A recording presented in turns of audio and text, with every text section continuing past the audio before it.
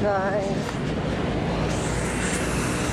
Gala-gala pag may time. Hindi lagi lang tayong nasa bahay. Ayan. Nandito sa may tapat ng Congress. Ikot-ikot muna tayo guys. Habang nag-aantay sa kadate ko. Hindi pa tumatawag. Kaya habang wala pa siyang tawag guys. Ayan, nag-ikot-ikot muna tayo dito.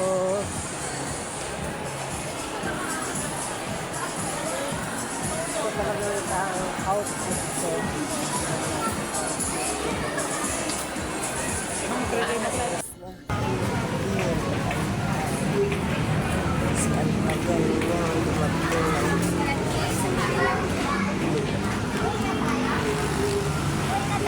Stress pa ko andito na oras na wala.